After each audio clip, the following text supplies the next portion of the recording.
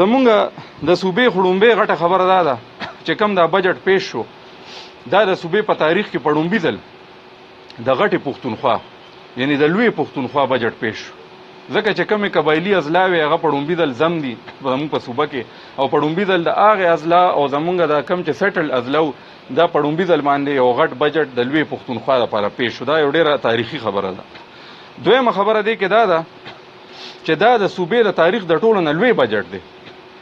900 ارب روپے بجټ پیش شوی دی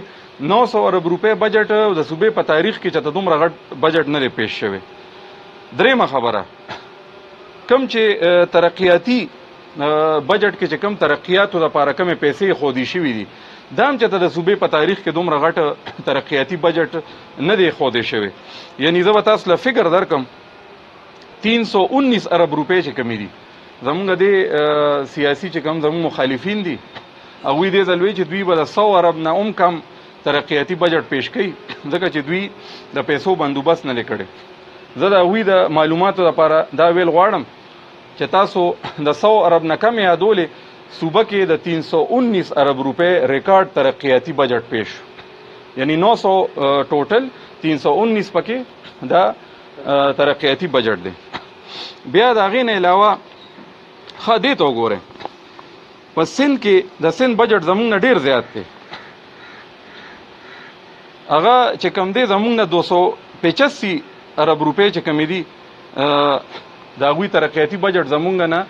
د هغوی بجټ ټوټل سایز زمونږ نه زیات وي د سند صوبې په کار خو دا و چې د هغوی ترقیاتي بجټ بیا زمونږ د صوبې نه زیات وي ځکه چې د هغوی د بجټ سایز ډېر زیات دی خو دا زمونږ د صوبې زه به د وزیر اعلی صاحب او د صوبایي وزیر خزانه صاحب تعریف ضرور وکړم چې دا یو داسې کارنامه وکړه چې د سند بجټ ټوټل بجټ زمونږ نه زیات دی خو ترقیاتي بجټ زمونږ نه 31 ارب روپے 34 ارب روپے چې کم دی دا کم دی کار و چې دا ما په خپلو خبرو کې کلیر کړی وي نن ما صرف د نوي سکیمونو ذکر کړی دی ځکه چې یو خو دلته کې دا مصیبت دی اوس هغه ورځ فضل خان تللی و د اتمانزو همزه د اتمانزو فیډر افتتاح یې وکړله اوس زمونږ دا نور ملګري چې کم دي د اپوزیشن والا نو د دوی شپږم کال دی چې دوی په حکومت کې هم نه دي او د هغې نه پس یو 15 پریس کانفرنس وکړه چې دا فیډر خو مونږ کړو نو بیا دا ووایي چې یاره مونږ کارونه کړي او تاسو پې تختې لګوئ نو نن ما قصدن کنی دا ټول کارونه زمونږ د تیر د 15 کاله د پی ټی آی حکومت او دا د هغې وخت کارونه دي خو قصدن ما صرف د نوي سکیمونو ذکر وکړ همیشه د پاره دا یو سوال روجي چې مړه تاسو یو د صدریاب دا پول چې کم دی را تاسو جوړ نه کړ دا ښه و چې تاسو دا سوال روچت کړ شکور خان دا د ناستې د حل کم ده خو دا ضله زمونږ د ټولو ده په دې کې د دې هر څه شوي خو نن چونکې ما د صدریاب پول ځکه نه یادو چې خو الریډي د هغې دپاره فنډ مختص شوی دی زوړ سکیم دی آنګوینګ سکیم دی د هغې منظوري شوې ده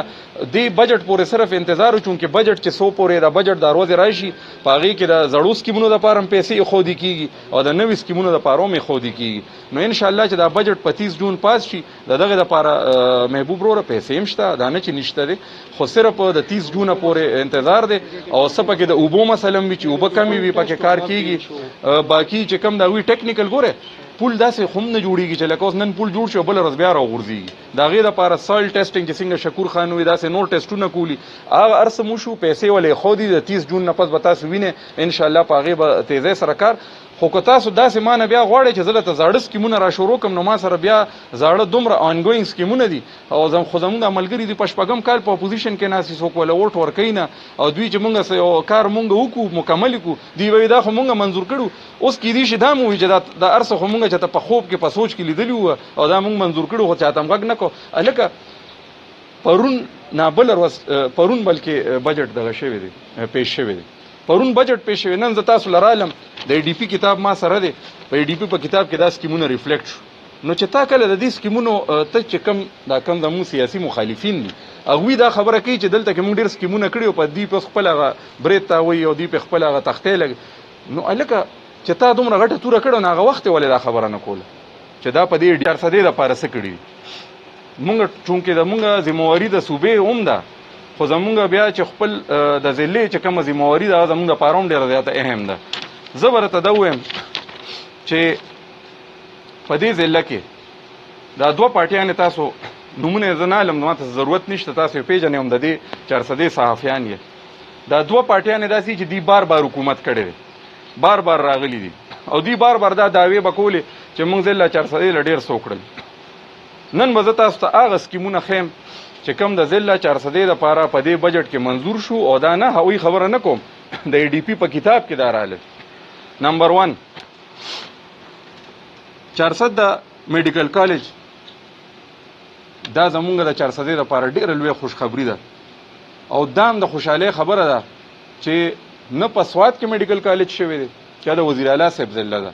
نه په لکی مروت کې میډیکل کالج شوی چې د وزیر صحت صاحب حلقه ده، او نه د صوبې په یو ضلع کې نوی میډیکل کالج راغلی دی.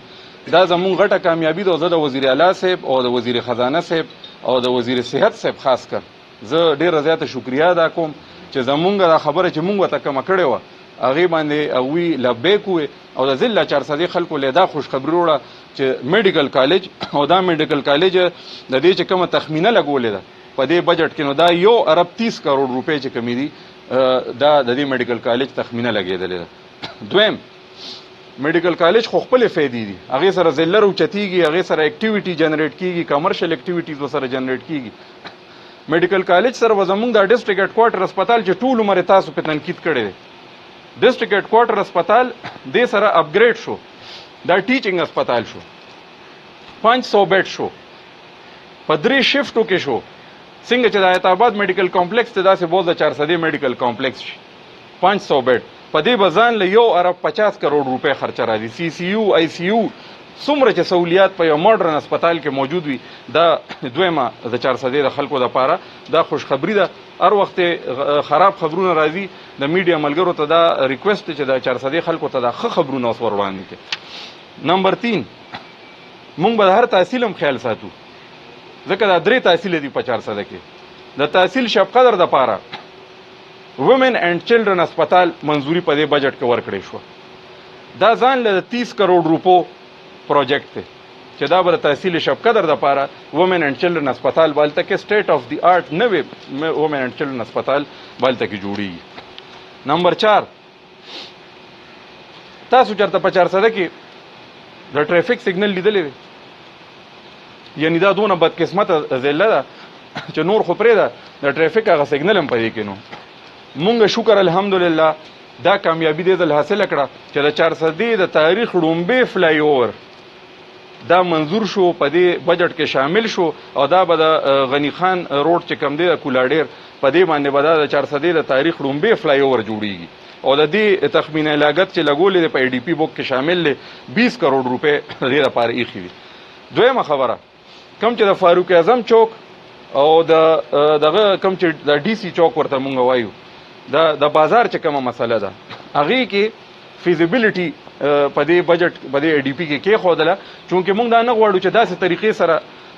فلای اوور یا انډر پاس جوړ شي دلته ډېر رش وي. دلته مثلا د پړانګو ته چې کوم د مخبرې دا روډ د پوسټ آفیس دا روډ تللی دی، بیا شکور خان ناست دی د دال کم ده،